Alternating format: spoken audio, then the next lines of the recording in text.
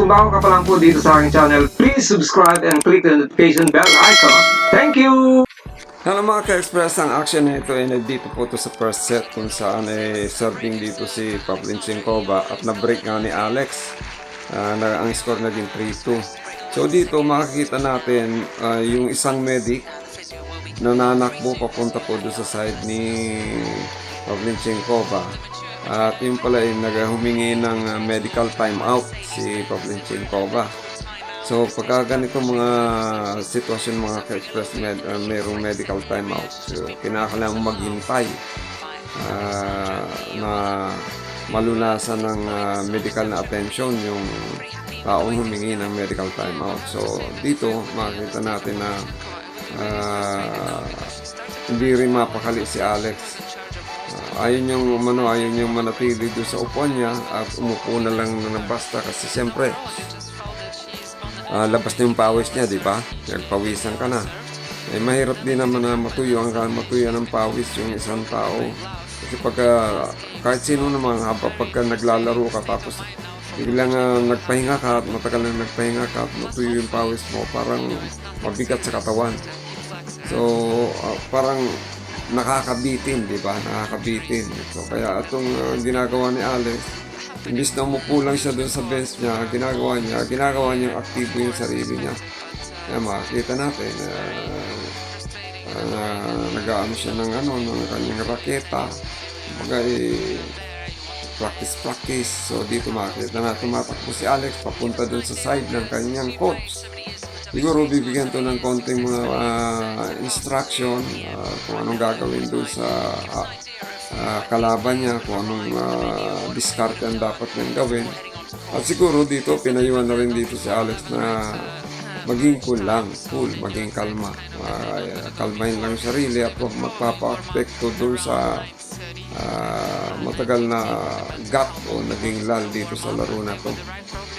Kasi hindi ko rin alam kung meron time limit ba yung medical timeout na yun, kasi mga ka-expert talagang medyo tumagal ng todo yung game suspension, pagka-suspende ng laro dahil nga doon sa medical timeout na hiningi ni Pavlin Chinkova. At lumabas po yan ng court. Lumabas ng court dito si Pavlin Chinkova, tinala doon nata sa medical clinic para bigyan ng lunas. So, dito, ang ginagawa na lang ni Alex dito, palakad-lakad siya, minsan parang nagsa-shadow boxing o kaya sayaw-sayaw na habang hinahampas-hampas niya yung kanyang raketa. At paminsan-minsan din, natatanong siya dito sa chief umpire kung anong sitwasyon, kung tuloy ba ang laro o matitiya kung kasi ang iniisip ko rito baka mag-walk over na lang itong si Pavlin Chinkova ma-express, kasi bukod sa may edad na rin kasi si Pavlin Chinkova, yung oras ng schedule ng laro nila is 1:00 po yan mga ka-express. Kasagsagan ng init yan. Kung dito sa Pilipinas sobrang init na dyan sa lugar nila summer time na rin yan So, hindi rin natin alam kung gaano, kung sobrang init nga talaga yan. Diyan sa yung oras ng laro nila na yan. Pero 1:00 talagang mainit po yan. So, kaya ginagawa na lang ni Alex para hindi siya mawala sa kondisyon o mawala sa rhythm yung kanyang laro o katawan. Ginagawa niya aktibo yung sarili niya. Pero dito makikita mo yung aura ng kanyang mukha. Medyo naiinip na rin siya rito Siyempre nakakainip na naman yung matagal ka maghihintay dun sa kalaban mo. Naumpisan nyo na yung laro. Tapos biglang matitigil nga. Siyempre ganyan. Pero alam ko, concern din yan si Alex doon sa kalaban niya.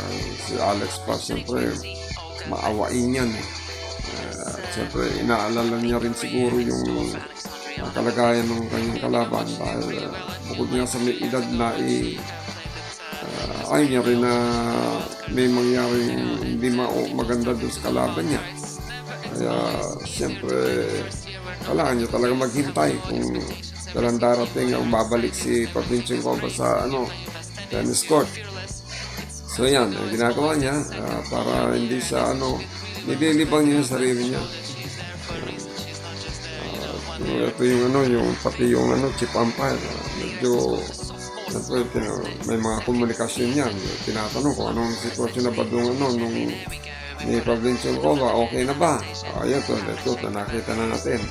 Bumalik na dito si Pavlyuchenkova mga ka-express at hindi natin alam po anong binigay na medical attention.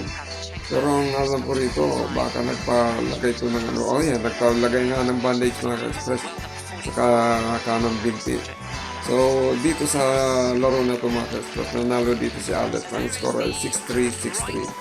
So, hanggang dito na lang po mga ka-express. Naisabi ko na naman sa inyo kung sino ang nanalo. So, maraming salamat po! Do it just the way I like.